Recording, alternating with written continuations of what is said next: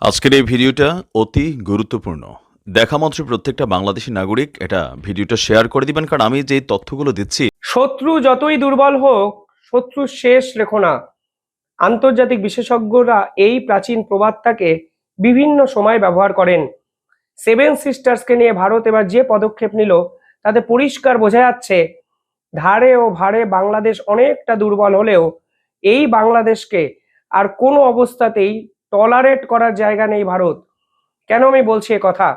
কারণ ভারত কালকে এক নতুন পরিকল্পনা গ্রহণ করেছে এবং পরিষ্কার বোঝা যাচ্ছে সেই পরিকল্পনা ভারতের উত্তর পূর্ব সীমান্ত, উত্তর পূর্ব পার্বত্য অঞ্চল এবং স্পেশালি শিলিগুড়ি করিডরকে নিয়ে তারা একাধিক গুরুত্বপূর্ণ সিদ্ধান্ত নিচ্ছে, সে কথাই কিন্তু সামনে এসছে।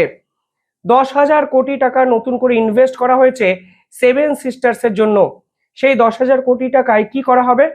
এই টাকাটি ব্যবহার করবে ইন্ডিয়ান এয়ারফোর্স এবং সেখানে বলা হচ্ছে ইন্ডিয়ান এয়ারফোর্স অত্যাধুনিক আইস্টার ক্যাপাবিলিটি সম্পন্ন এয়ারক্রাফট তৈরি করবে।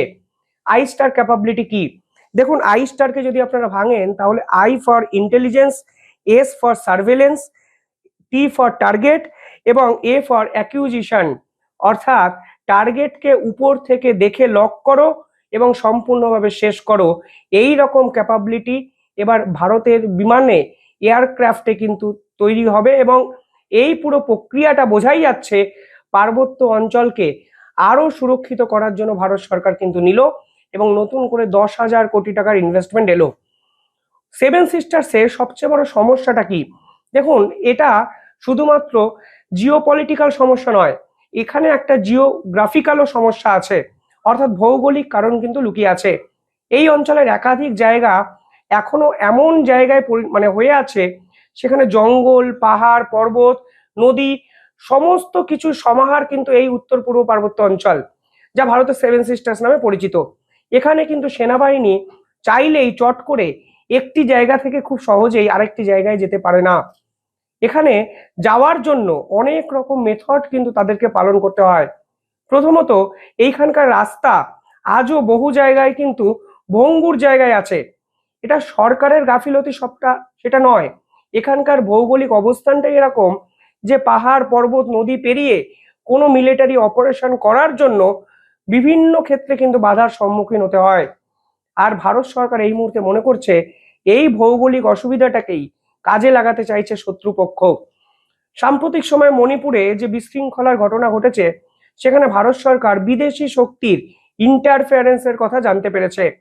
আমি একাধিক ভিডিও ধারাবাহিকভাবে বানিয়েছি, সেখানে বলেছি মায়ানমারের বিভিন্ন অঞ্চল থেকে মণিপুরের বিভিন্ন অঞ্চলকে অশান্ত করার জন্য মিলিটারি অস্ত্র অব্দি এসছে, তা ভারত সরকারের একাধিক রিপোর্টে কিন্তু প্রকাশিত হয়েছে। সেভেন সিস্টার্স এমন একটি জায়গা যেখানে একসঙ্গে দুটো দেশ বর্ডার শেয়ার করছে, একটি মায়ানমার এবং একটি বাংলাদেশ।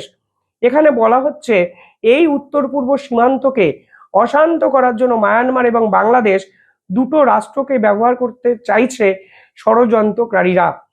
মোহাম্মদ ইউনুস ক্ষমতায় আসার পর এই অঞ্চলের বিভিন্ন ঘটনা কিন্তু এটা প্রমাণ করে যে সেভেন সিস্টার্সের অবস্থা ক্রমশ খারাপ জায়গায় যাচ্ছে।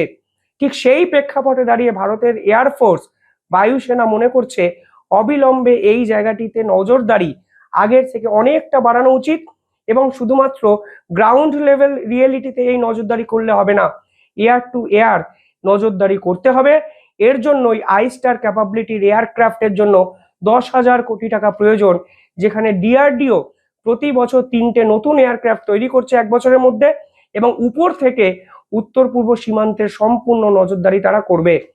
এই টেকনোলজি আপনারা এলওসি অঞ্চলে পাকিস্তানের সাইডেও কিন্তু ব্যবহার করতে পারবেন, কিন্তু পাকিস্তানের সঙ্গে যেখানে এলওসি শেয়ার করে ভারত, সেই জায়গাটার থেকে সেভেন সিস্টার্সের অবস্থা কিন্তু অত্যন্ত ভয়ঙ্কর। কারণ এখানে একাধিক এমন জনজাতি আছে যারা সবটা ভারত ফ্রেন্ডলি সেরকম কিন্তু বলা যাচ্ছে না। অন্তত রিপোর্টে প্রকাশ পেয়েছে একাধিক জনগোষ্ঠী ভারত সরকারের বিপক্ষেও আন্দোলন করছে, আর এই সুবিধাটা নেওয়ার চেষ্টা করছে আন্তর্জাতিক একাধিক শক্তি। তারা এই সকল জনজাতির উপর বিভিন্ন প্রভাব ফেলার চেষ্টা করছে, অস্ত্র পৌঁছে দেওয়ার চেষ্টা করছে এবং সাম্প্রতিক সময়ে একাধিক ঘটনা এটা প্রমাণ করে এদের হাতে যে ধরনের অত্যাধুনিক অস্ত্র এসে পৌঁছেছে তা কোনোদিন ভারতে আমদানি বা ভারত কিন্তু এই অস্ত্র তৈরি করে না। পরিষ্কারভাবে বাইরে থেকে কোনো বিদেশি শক্তি তাদেরকে কিন্তু উস্কে যাচ্ছে, তা ভারত সরকার এক প্রকার নিশ্চিত। বাংলাদেশ সরকার এসে কি করলো? তারা সেভেন সিস্টার্সের অভিভাবক হিসাবে নিজেদেরকে আন্তর্জাতিক স্তরে এস্টাবলিশ করলো। এমনকি এই সেভেন সিস্টার্সে ইনভাইট করলো চীনকে। চীন এবার সরাসরি সেভেন সিস্টার্সের অ্যাক্সেসটা পাওয়ার জন্য উঠে পড়ে লাগলো। যে চীন এর আগে উত্তর পূর্ব সীমান্তে খুব সহজে আসার কথা ভাবতেও পারেনি, তারা এবার বাংলাদেশের মাটিটাকে ব্যবহার করে সেভেন সিস্টার্স অর্থাৎ উত্তর পূর্বের 7টি রাজ্যকে অশান্ত করার একাধিক পরিকল্পনা কিন্তু নিতে শুরু করলো। এবং whole credit goes to Mohammad Yunus. Mohammad Yunus চেয়েছেন বলে পুরো এই বিষয়টা আজকে এই জায়গায় গিয়ে পৌঁছালো। কিছুদিন আগে আরো একটি রিপোর্ট প্রকাশ্যে এসে সেখানে দেখা যায় লালমনিরহাট এয়ারবেস তা কিন্তু চীনের হাতে তুলে দিচ্ছে মোহাম্মদ ইউনেস।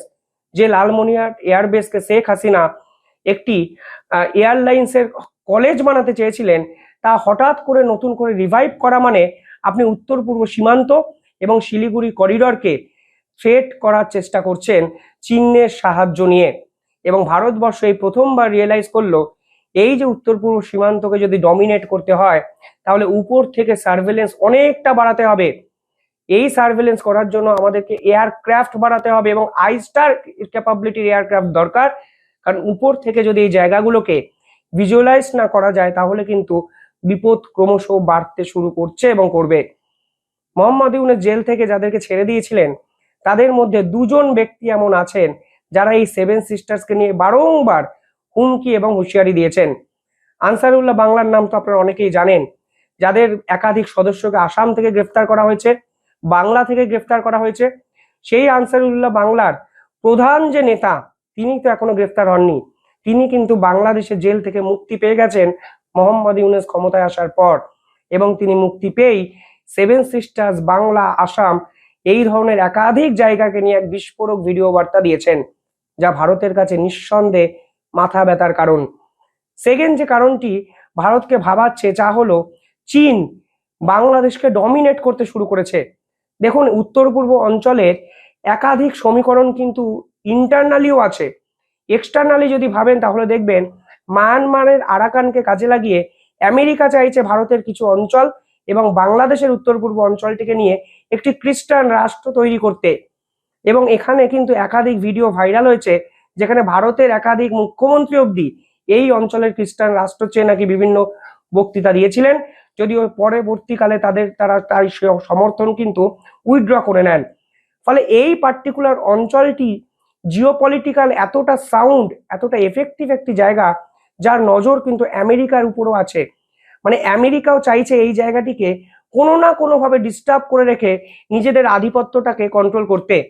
চীন অলরেডি উত্তর পূর্ব ভারতটাকে কন্ট্রোল করতে চায় এবং চায় বলেই তারা বাংলাদেশে ঢুকে গেছে এবং মোহাম্মদ ইউনূস তাদেরকে সাদর আমন্ত্রণ জানিয়ে বাংলাদেশে নিয়ে এসছে। ফলে ভারতের কাছেও কিন্তু উত্তর পূর্ব ভারত এবং সেভেন সিস্টার্সকে সহমহিমায় রাখা নিঃসন্দেহে বড় একটি চ্যালেঞ্জ। আর এই চ্যালেঞ্জ মোকাবিলা করার জন্য ভারতের মিলিটারি এবার অনেক বেশি সক্রিয় হচ্ছে এবং এবার 10,000 কোটি টাকা অ্যাপ্রুভও সরকারের পক্ষ থেকে করা হলো শুধুমাত্র আইস্টার ক্যাপাবিলিটির এয়ারক্রাফট গুলোকে তৈরি করার জন্য, যা ভারতের কোম্পানি শুধুমাত্র নিজস্ব মেক ইন ইন্ডিয়া প্রজেক্টে ডিআরডিও তৈরি করবে। পাশাপাশি কালকে আরো একটি খবর এসছে, সেখানে দেখা যাচ্ছে এলওসি অঞ্চল থেকে 200 কিলোমিটার জায়গা ভারতবর্ষ সম্পূর্ণভাবে নো ফ্লাই জোন করে দিয়েছে। অপারেশন সিন্দুরের সময় এই প্রক্রিয়াটা শুরু হয়। পাকিস্তানের একাধিক বিমানের AWCS অর্থাৎ আকাশ এই যে টেকনোলজি তা সম্পূর্ণভাবে ধূলিসাৎ করে দেয় কিন্তু ভারত। এই AWCS এই টেকনোলজিটাকে বলা হয় আইস ইন দ্য স্কাই, অর্থাৎ একটি বিমান অন্ধকার বলুন আলো বলুন আকাশে যখন ওড়ে তখন সেই বিমানের যে টেকনোলজির মাধ্যমে বিভিন্ন মিসাইল ড্রোন অ্যাটাক করা সম্ভব হয় সেই টেকনোলজিটা সম্পূর্ণভাবে কিন্তু ধূলিসাৎ করে দিয়েছে ভারতের ডিফেন্স সিস্টেম S-400। সে সময় একটি খবর প্রকাশিত হয় যে S-400 থেকে ছোড়া একটি মিসাইল যার নাম 48 N6E3, এই মিসাইলটি নাকি পাকিস্তানের একাধিক AWCS সিস্টেম সম্পূর্ণভাবে শেষ করে দেয়। এর ফলে এলওসি অঞ্চল, এই এলওসি অঞ্চল থেকে প্রায় 200 কিলোমিটার জায়গা নাকি নো ফ্লাই জোন করতে সমর্থ হয়েছে ভারত। আর যদি সত্যি সেটা সম্ভব হয় তাহলে কিন্তু এর সুবিধা আমরা এলওসিতে মানে উত্তর পূর্ব সীমান্ত বরাবর যে বর্ডার এরিয়া আছে সেখানেও কিন্তু পাবো। অর্থাৎ সব মিলিয়ে এটা বোঝা যাচ্ছে সেভেন সিস্টার্স, উত্তর পূর্ব ভারত, শিলিগুড়ি করিডরকে নিয়ে ভারতবর্ষ অত্যন্ত গুরুত্বপূর্ণ কিছু পদক্ষেপ নিল এবং আমার মনে হয় এই পদক্ষেপ নেওয়ার এই পুরো প্রক্রিয়াটি কিন্তু ভবিষ্যতেও জারি থাকবে। কারণ মোহাম্মদ ইউনূস আগুন নিয়ে খেলছেন, সেই আগুনে তাকেই যে পুড়তে হবে কোনো না কোনোভাবে ভারত কিন্তু সেই প্রক্রিয়াটাই কিন্তু শুরু করে দিল বলে আমার ব্যক্তিগত অভিমত। পাশাপাশি মোহাম্মদ ইউনূস নিজের দেশে ইন্টারনালি যেরকম সমস্যার মধ্যে পড়েছেন, ভারত কিন্তু সেই বিষয়টাকে এনক্যাশ করতে চাইবে। বিএনপি সরাসরি বলে দিয়েছে পরের বছর জুনে কোনো নির্বাচন হবে না, যা হবে এবছরের ডিসেম্বরের মধ্যে। কারণ তুমি কথা দিয়েছিলে 1.5 বছরের মধ্যে নির্বাচন করবে এবং ডিসেম্বর 2025-এর মধ্যে নির্বাচন করতে হবে, নির্বাচিত সরকারের হাতে ক্ষমতা দিতে হবে এবং ঘরের ছেলে ঘরে ফিরে যেতে হবে। মোহাম্মদ ইউনূসকে নিজেদের দেশে আমেরিকায় পাঠানোর ব্যবস্থা কিন্তু বিএনপির সঙ্গে মিলে একাধিক রাজনৈতিক দল করে ফেললো এই সপ্তাহে। সব মিলিয়ে অন্তর্কলহ এবং বহির্বিশ্বে লাগাতার প্রেসার, এই লাগাতার প্রেসারের ফলে মোহাম্মদ ইউনূসের গদিটা যে আসলে টলমল করছে তা তিনিও নিজে বুঝতে পেরেছেন, আর ভারত বুঝতে পেরেছে বলেই ঝোপ বুঝে কোপটা কিন্তু ভারতের পক্ষ থেকে মারা হলো। সেভেন সিস্টার্সকে নিয়ে কোনো অশান্তকর বাণী মোহাম্মদ ইউনূসের পক্ষ থেকে আর এন্টারটেন করা হবে না। যদি আসে পাল্টা আঘাত এভাবেই ভারতের সেনারা নেবে, পরিষ্কার বুঝিয়ে দেওয়া হলো কালকে। আপডেট আসবে আরো, আমি অনেক আপডেটেড ভিডিও বানাবো, কমেন্টে জানাবেন আপনারা কি ভাবছেন। ধন্যবাদ।